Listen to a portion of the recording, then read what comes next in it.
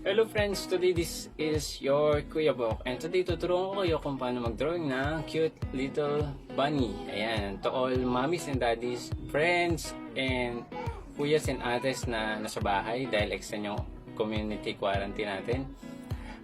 Pwede nyong ayain yung mommies nyo or your kuyas and ates na mag-drawing para mag-guide nila kayo. And kailangan lang natin ng marker and piece of bond paper. So, ano pa hinihintay natin? Simulan na natin ito.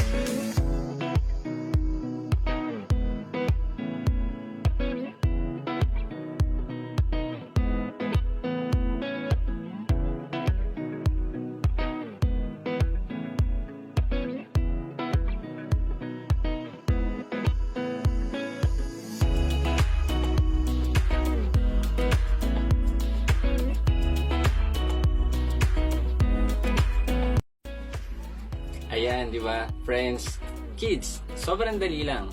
Once again, ayain nyo sila mommy and daddy na mag-drawing at pagiging bonding experience na din ito habang nasa enhanced community quarantine tayo. And guys, once again, kung bago ka lang sa channel na to, please consider subscribing and also hit the notification bell para ma-notify kita sa mga susunod na drawing activities ni Kuya Bok.